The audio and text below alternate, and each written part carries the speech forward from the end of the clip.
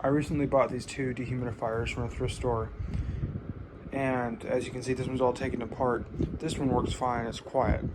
However, this one makes a horrible rattling noise. Here, and this is what it sounds like.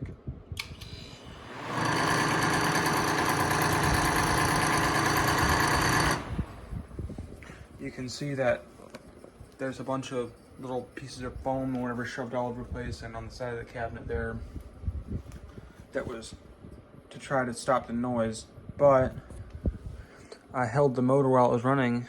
You can see it's loose and it stopped making a noise. So my theory is that the motor just needs to be tightened. So let's see if we can get it tight and fix this annoying problem or annoying noise.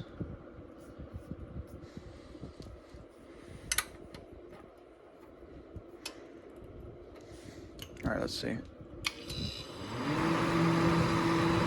There you go. Problem solved.